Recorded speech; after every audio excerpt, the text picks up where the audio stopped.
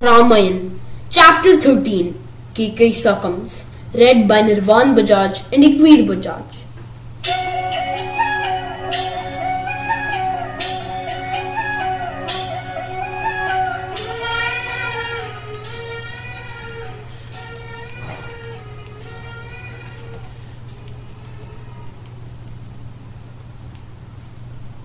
Chapter 13, Kekai Succumbs. Kekai, who had looked upon Ram as her own son, was enmeshed in Mantra's arguments and became helpless. She said, Veer, I am afraid. Tell me what we should do. Am I to be servant to Kaushalya? Never. Bharat must be crowned. Quite right. And Ram must be sent to the forest. But how shall we get all this done?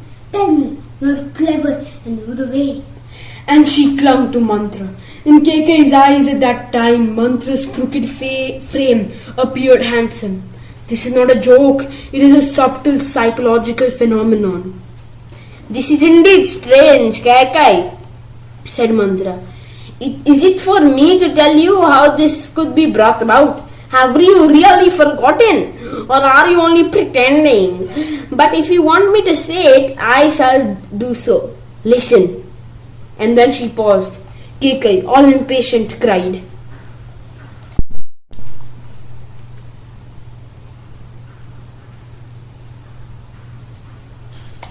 Tell me. Somehow Bharat must be crowned and Ram's coronation must be stopped. Very well, said Mantra. I shall tell you. Do not be impatient. You remember how your husband Dashrath long ago fought against Sambara in the south and you were with him, were you not? Your husband went, did he not, to help Indra? Sambara of Vijayanti was too powerful for Indra, who sought Dashrath's help. Did not Dashrath get wounded in battle and lose consciousness? Then you drove his chariot skillfully out of the battlefield. Gently removed the arrows from his body and revived him and saved his life. Have you forgotten all this? And what did he tell you then? He gave you ingratitude. Ask me for 2 boons, I shall give you anything you want. Then you answered, I shall ask for my boons later. I want nothing now. Then he promised, did he not? You will have your 2 gifts whenever you want them. You told me this all long ago, yourself. You may have forgotten it, but I have not. Your time has arrived to get him to redeem his promise. Demand that he crown Bharat instead of Ram. This will be the first of 2 gifts he promised. For the second gift, ask that Ram be sent to the forest for 14 years. Do not be frightened. Do not fear to ask. Do not think it sinful to demand these. Do what I tell you. It is only if Ram is sent to the forest that his hold on the people will relax and disappear in course of time, and your son's position will be secure. Go now and lie down in the sulking room. Throw away your fine dress and your jewels. Wear an old sari and stretch yourself on the floor. When the king enters the room, do not speak to him. Do not even look at him. I am sure he cannot endure your sorrow. You will then have your way with him. The king will try to get round you. Do not yield. He will offer many alternatives.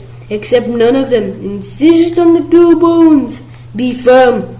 Bound by his promise, the king will finally come round. I know how passionately he loves you. He would give up his life for your sake, to please. He would jump into fire. Do what I tell you.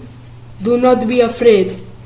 Unless Ram is sent to the forest, your wish will not be fulfilled. Ram must be sent away. Only then the position you get for Bharat will be real and lasting. Remember this. Mind you do not weaken. Listening to this exhortation, Kekai's face shone with hope. She said, What a brain you have, Mantra. You have been the saving of me. And she jumped about in joy like a filly. Mantra repeated again and again that Ram must be sent to the forest. Do not delay what needs to be done. Do at once. It is no good strengthening the tank bund after the waters have flown out.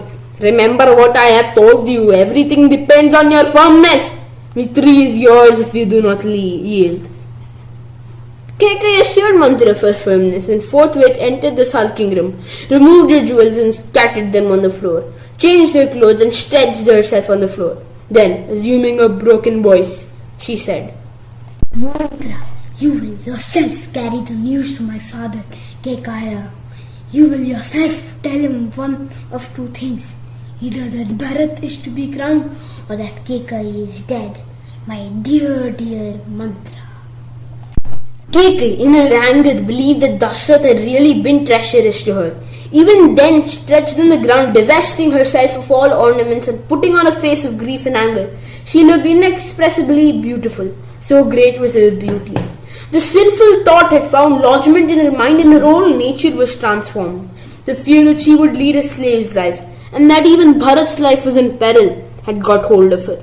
For the first time in her life, she cast aside the sense of shame and sin and hardened her heart. Heaving heavy sighs, perspiring and with eyes closed, Kekai, beautiful like a Naga goddess, unbraided her hair and lay on the floor with disheveled tresses and sprawling like a bird struck down by a hunter. The flowers and shining jewels, which once adorned her person, lay scattered in the dark room like stars in the midnight sky. Having dismissed the assembly and given orders for the due celebration of the coronation ceremony, Dashrath, relieved of care and wishing to relax, sought the apartments of his favourite consort. He had decided on the coronation of Ram after receiving the approval of all those who had a right to be consulted, and he felt happy and free, as after laying down a heavy burden. He entered Kekai's chamber to tell her the happy news and spend in pleasant talk the night before the coronation. The junior queen's residence was a beautiful palace, with lovely gardens, tanks, birds playing in the water and peacocks dancing with tails spread out in trees resplendent with bright flowers. In Dashrath's happy mood, it appeared unusually beautiful that night. Like the full moon rising brightly before an eclipse, without knowing of the eclipse that lies in wait for her, the poor old king entered Kekai's dwelling with a beaming face. The incense pots and drinks were in their usual places, but he did not see the queen, whom he was eager to meet. Of all his consorts, Kekai was the one whose company he sought for joyous relaxation from all cares of state, for she never interfered in public affairs and always waited for him at the entrance and welcomed him with a warm embrace. But today she was nowhere to be found. The king was perplexed. He went round and looked in vain for her in all her favourite haunts, thinking that she was playing a sweet game of hide and seek. He did not find her. This sort of thing had never happened before. He asked the maidservant where the queen was. Folding her hands in reverence, the girl said, "Lord, the queen is angry. She is in the inner chamber." The surprised king entered the room, and he saw a sight which amazed and distressed him. For there she lay on the bare floor with draggled robes and dishevelled hair, like one in mortal pain. She seemed too full of anguish even to look at him as he entered. The poor guileless king, all unconscious of having given any cause for offence, behaved with the doting fondness of an old husband and seated himself by her on the floor, stroked her hair and stroked to console her with loving words and curses. "What has come over you? Are you ill? Do you feel any pain? Have I not the best doctors in the land? I shall send for them at once. They can cure any malady. Do not be afraid." Kekai sighed heavily, but would not speak. In this way, Dashrath mentioned faults that might have occurred in the running of a big house and asked her what the matter was and why she was upset. Kekai paid no attention to his questions and was mute like one possessed.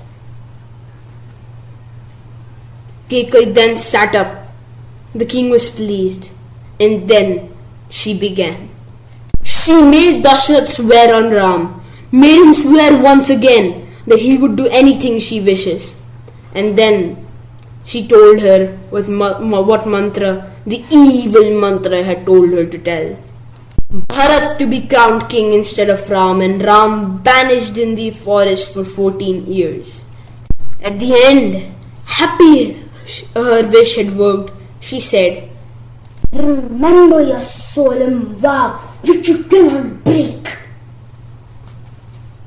And thus ends chapter 13 of Ramayana. Kekai succumbs.